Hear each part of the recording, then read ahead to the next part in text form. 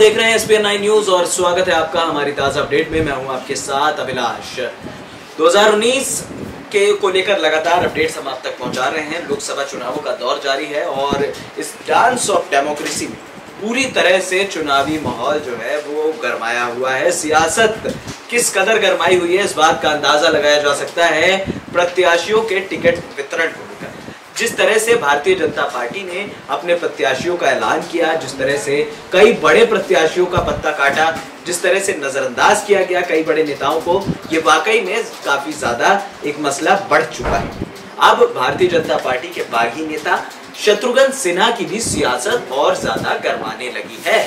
साफ तौर पर बीते दिनों शत्रुघ्न सिन्हा ने यहाँ पर बीजेपी पर निशाना साधा था। उन्होंने कहा था कि भैया अब जो है अब आपको सही मसलों पर मुद्दे उठाने चाहिए और सही तरीके की सोच को रखना चाहिए। शत्रुघ्न सिन्हा का टिकट जो है वो पटना साहिब से काट दिया गया है भारतीय जनता पार्टी की तरफ से और रविशंकर प्रसाद को वो टिकट जो है वो दे दी गई है। अब शत्रुघ्न सिन्हा एक बागी नेता के तौर पर जो नजर आ रहे थे, वो अब सवाल ये उठता है कि क्या अब शत्रुघ्न सिन्हा इस बार कांग्रेस ज्वाइन करेंगे, क्योंकि जिस तरह से शत्रुघ्न सिन्हा की छवि जो रही है एक बड़े नेता के तौर पर रही है और कहीं ना कहीं यहाँ पर शत्रुघ्न सिन्हा को एक बड़ा फेरबदल देखने को मिल सकता है।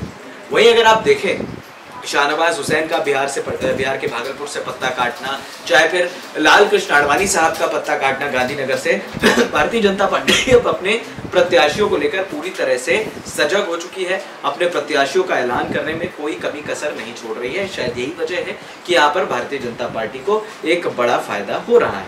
बड़ी बात यह है कि अब जो बागी नेता हो चुके हैं, जो बड़े नेताओं का जो टिकट कटा है उनका पक्ष ले रहे हैं बागी नेता शत्रुघ्न सिन्हा। उन्होंने कहा कि लाल कृष्ण आडवाणी पिता तुल्य हैं और उनके साथ इस तरह की नाइंसाफी बिल्कुल सही नहीं है। वहीं पर सुशील मोदी ने भी करारा जवाब दिया शत्रुघ्न सिन्हा को। खबरें ये भी हैं कि शत्रुघ्न सिन्हा जो है वो कांग्रेस पार्टी बहुत जल्द ज्वाइन कर सकते हैं और कांग्रेस के प्रत्याशी बन सकते हैं। लेकिन अगर शत्रुघ्न सिन्हा यहाँ पर कांग्रेस के लिए लड़ जाते हैं, पटना साहिब से उनको अगर टिकट मिल जाती है, तो वो बहुत बड़ा थ्रेट साबित होंगे यहाँ पर रविशंकर प्रसाद के लिए, भारतीय जनता पार्टी के लिए और एनडीए के लिए। क्योंकि एनडीए की सरकार के सामने यहाँ पर साफ तौर पर ये देखना बहुत दिलचस्प होने वाला है कि अब यहाँ पर आखिरकार पत्ता किसको टिकट दिया जाएगा और किसको बाहर किया जाएगा पटना साहिब से, या फिर अब पूरे बिहार में शत्रुघ्न सिन्हा को तो नहीं लड़वाने वाली। ये बात बीजेपी अपने स्टैंड में क्लियर कर चुकी है। अब सवाल ये है कि क्या भारतीय जनता पार्टी इस बार अपना जो एक बड़ा कदम है शत्रुघ्न सिन्हा को हटाने का, वो क्या उठा पाएगी? क्या इस बार शत्रुघ्न सिन्हा सभी चीजों को छोड़कर क्या कांग्रेस पार्टी में शामिल होंगे? और अगर कांग्रेस पार्टी में शामिल होंगे तो क्या उम्मीदें होगी कांग्रेस पार्टी से उनकी, और कांग्रेस पार्टी को उनसे क्या उम्मीद होगी? ये भी सवाल एक बड़ा है।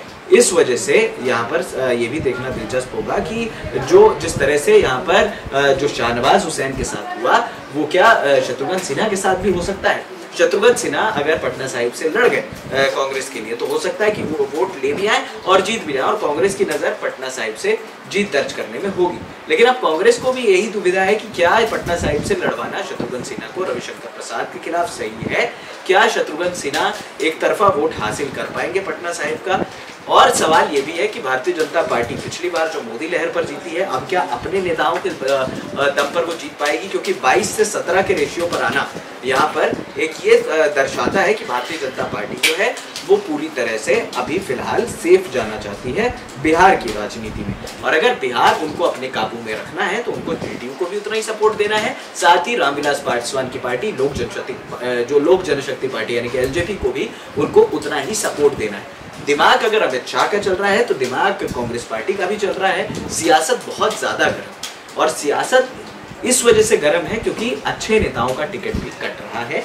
चलिए, शत्रुघ्न सिन्हा को तो हम एक बागी नेता के तौर पर देखते हैं, लेकिन शाहनवाज हुसैन जैसे वफादार नेता के साथ नाइंसाफी, तो इस तरह की चीजें जब सामने देखने को मिलती हैं तो लाजमी बात है कि सवाल उठते हैं, और इस तरह के सवाल जब उठेंगे तो जवाब भी करारा मिलना है, ये बात तय है। अब सवाल ये भी है कि क्या यहाँ पर भारतीय जनता पार्टी के जो तेवर हैं ये आगे भी ऐसे रहेंगे, या फिर जो अपने गिले शिकवे हैं उनको भुला के भारतीय जनता पार्टी जो है ऐसे नेताओं को टिकट देगा या देगी जो उनके लिए लॉयल रहे हैं, जिन्होंने उनको पूर्व इतिहास में जो है वो जीत दर्ज कराई है। अब देखना दिलचस्प होगा कि बिहार की राजनीति और क्या मोड़ लेती है। फिलहाल इस खास अपडेट में इतना ही, हमें दे दीजिए इजाजत और हाँ, हमारे चैनल SPN9 न्यूज़ को सब्सक्राइब करना मत भूलिए।